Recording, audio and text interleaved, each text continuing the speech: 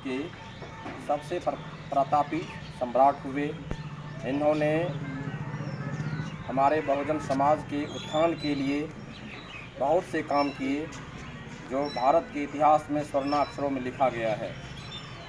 ये हमारे दलित समाज के महाराजा धीराज रहे, सम्राट रहे और इनके ही वंशज थे बृहद्रथ मौर्य, जिनको छल से पुष्यमित्र शुंग ने हत्या कर दी। और हमारे जो समाज के जो राजा महाराजा जितने भी धुरंधर हुए, बारी बारी से उन्होंने हत्या करके इस भारत पर पुष्यमित्र शुंग जो है शुंग वंश की स्थापना की। इसलिए हमारे पूर्वज जो हमें आन बान और शान से जीने का, अपने हक अधिकार से की लड़ाई लड़ने की शिक्षा देकर गए, हमें उस पर चलना है। आज सम्राट अशोक की जयंती पर हमें ये संकल्प लेना है। धन्यवाद। आज हम लोग महान सम्राट, प्रतापी सम्राट, खास करके सम्राट शब्द को जिन्होंने चरितार्थ किया।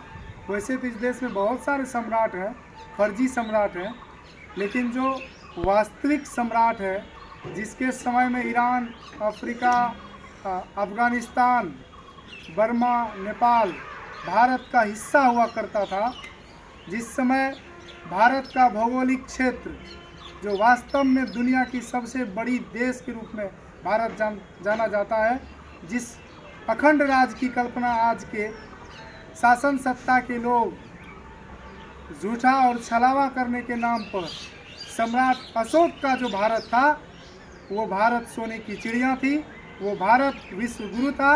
और तथागत गौतम बुद्ध के रास्ते पर चलकर सम्राट अशोक ने शस्त्र का त्याग किया और अहिंसा के रास्ते पर चलकर सम्राट अशोक ने तथागत गौतम बुद्ध को भारत में पुनर्स्थापित करने का काम किया।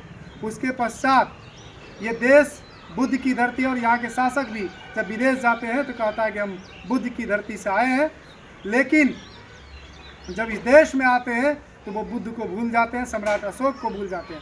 आज महान प्रतापी सम्राट अशोक की जयंती हम लोग मना रहे हैं। संख्या बल बिल्कुल कम है, लेकिन हम लोग अपने पुरखा और पूर्वज के कुर्बानी को, शहादत को, संघर्ष को आज सलाम करते हैं। और उन्होंने 84,000 स्तूप जो सम्राट अशोक ने तथागत गौतम बुद्ध के धम्म को जीवित करने के लिए बनाए थे, जिनको अभी सर ने बताया, सुधीर सर ने, कि पुष्यमित्र शुंग नाम का ब्राह्मण जो तथाकथित राम है, जो वास्तविक राम है, जिनका नाम पुष्यमित्र शुंग है, जिसका शासनकाल मौर्य वंश के बाद भारत में स्थापित हुआ, इन्होंने बौद्ध धर्म को सम्राट अशोक के जो राज का कल्पना था सोने की चिड़िया की, उनको भी तहस नहस करने का काम किया।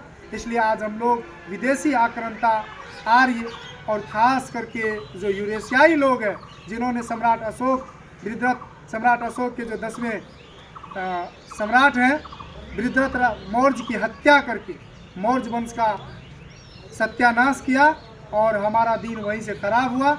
उस दिन से हम पहले शासक थे, अब शोषित हैं, पुनः शासक हमको बनना है। इसके लिए हम लोगों को अपने महापुरुषों को जानना होगा। जय भीम, जय भारत, जय संविधान।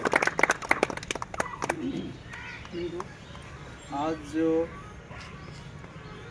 सम्राट अशोक साहब के इस जयंती पर, इस महामानव के जयंती पर हम एकजुट हुए हैं, ये इनका त्याग, तपस्या, अशोक सम्राट मतलब तिलमिलाहट, त्याग, जिन्होंने दुनिया में एक भारत की अलग पहचान थी, विश्व गुरु का जो सपना था, आज मुझे पुनः स्थापित करने के लिए एकजुट होकर उनके पद चिन्हों पर चल करके हम एकजुट होंगे तो हमारी देश में एक अलग क्रांति आएगी।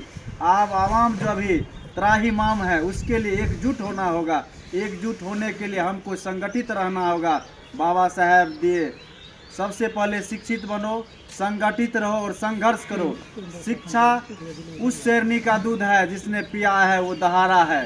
बुद्ध की जो आज परिकल्पना करते हैं कि बुद्ध का देश है, लेकिन आज परशुराम की तलवार चलाया जा रहा है, परशुराम की कटार चल रहा है। तो हमको ही पकड़ना होगा कि हमारा दुश्मन कौन है, इस देश का सच्चा भक्त कौन है और कौन दुश्मन है, इसको परखना होगा। ये हमें महान सम्राट अशोक के आज दिन पर इन्हें याद होना होगा और सबको संकल्पित होना होगा कि इनके पद चिन्हों पर चल करके हम देश में नई क्रांति लाए। धन्यवाद।